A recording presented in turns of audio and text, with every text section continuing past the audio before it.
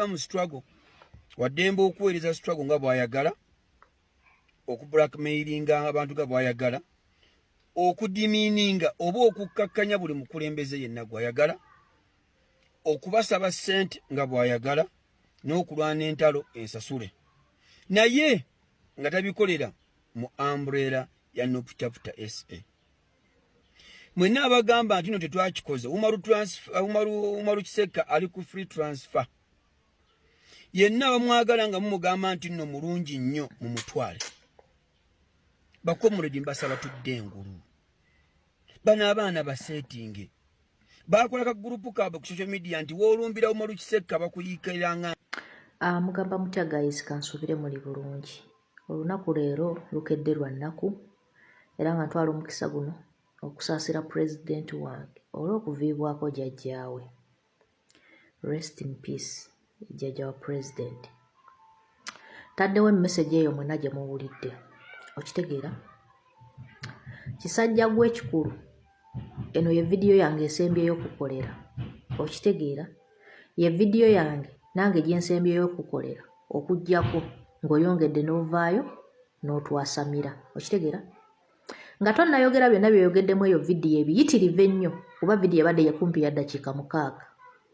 Njagala oveeyo oleete wano vidiyo y'omubaka yenna oba omukulembeze yenna Kiseka n'akaguruupu ke gwe baakuba nga tebasoose kukozesa bigambo by'oyo mubaka by'ayogedde. Leeta vidiyo yonna oba leeta vidiyo ya Kiseka n'akaguruupu ke yenna gy'ogwako nga baakuba omubaka ng'omubaka oyo tasoose kwogera bigambo bimukubya. Gireete vidiyo eyo bw'ogireeta nze nja kuva ku intaneti nga baakuba omubaka ng'omubaka tasoose kuvaayo kola statement zitatugattako oba zitatwongerako okitegeera. Obukyayi bw'oyogezza mu eno vidiyo kisajja gwe bubadde obukyayi buyitirivu ng'oyina effutwa ku Kiseka n'akaguruupu ke. Naye amazima ga Katonda nkulayirira abo abaana Kiseka ne Half London ne we banaalwala bulwazi kannaswi kano ojja kuba oli omu ku kiviiriddeko okulwala kannaswi eko. Toyina bw'ogenda kuva mu kintu kino abaana abo senga bafuna obuzibu e South Africa okitegeera. Abaana abo ne we banaalwala kannaswi gwe ali mawala ojja kuba mabega w'okulwala kwabwe kwa kannaswi. Bwe banaakubibwa amasasi ebyo bye bakubakuba abantu amasasi e South Africa ojja kuba mabega waago amasasi. We munaabakubisa accident ezo ezikuba abantu abaana e South Africa ojja kuba mabega w'ezo accident kuba obukyayi bw'oyogeza ku baana abo mu vidiyo zino z'otuteeredde ennaku 2 aga Katonda olagira ddala nti omugaati gwabadde munene abaana abo gwe babasuuzizza kyova olaba obukyayi oyina bw'amaanyi oleeta effutwa.